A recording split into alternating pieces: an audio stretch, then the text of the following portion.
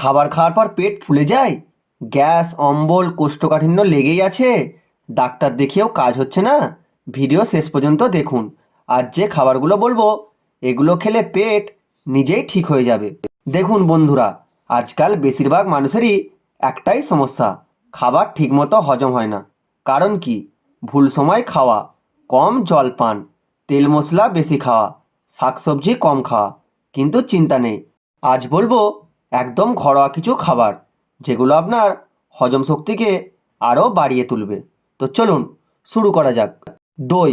দই হলো পেটের সবচেয়ে ভালো বন্ধু। এর মধ্যে আছে প্রোবায়োটিক, যা পেটকে ভেতর থেকে ঠিক করে, ব্যাকটেরিয়া বাড়ায়, গ্যাস, অম্বল, ডায়রিয়া কমায়। কিভাবে খাবেন? দুপুরে ভাতের সাথে বা খাবার পর এক বাটি টক দই খাবেন। মনে রাখবেন, রাতের বেলা দই খাওয়া এড়িয়ে চলাই ভালো। আদা।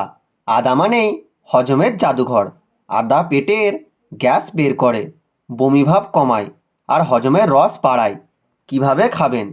আদা চা বা খাবারের আগে একটু আদা আর লবণ মিশিয়ে খান। জিরা। জিরা না থাকলে রান্না যেমন অসম্পূর্ণ আর হজমও অসম্পূর্ণ। জিরা গ্যাস, পেট ফাঁপা, বদহজম একদম কমায়। কিভাবে খাবেন? জিরা ভেজানো জল বা জিরা গুঁড়ো শুকিয়ে ভাত বা ডালে মিশিয়ে খান। কলা। কোষ্ঠকাঠিন্যে ভুগছেন? কলা আপনার মোক্ষম ঔষধ।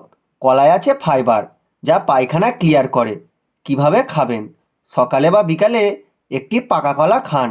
খুব বেশি কাঁচা কলা খাবেন না, এতে গ্যাস বাড়তে পারে। পেঁপে। পেঁপে মানেই হজমের রাজা। পেঁপে আছে পেপেইন, যা খাবারকে ভেঙে হজম করতে সাহায্য করে। গরম জল। গরম জল ফ্রি, কিন্তু জিনিসটা কাজ কোটি টাকার। গরম জল হজম শক্তি বাড়ায়, গ্যাস কমায়। কিভাবে খাবেন? সকালে উঠে এক গ্লাস গরম জল খাবারের 30 মিনিট পর খান। তবে মনে রাখবেন, এই তিনটা ভুল করলে খাবার কিছুই কাজ হবে না। তাড়াহুড়ো করে খাওয়া, খুব বেশি তেল মশলা খাওয়া, কম জল পান করা। তবে কি করবেন?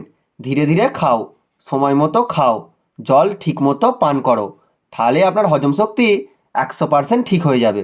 তো আজকের ভিডিওটুকুই। ভিডিওটি ভালো লেগে থাকলে লাইক, কমেন্ট, শেয়ার করে দিন। অ্যান্ড চ্যানেলে নতুন হলে অবশ্যই চ্যানেলটিকে সাবস্ক্রাইব করে নিন। দেখা হচ্ছে নেক্সট ভিডিওয়। ধন্যবাদ।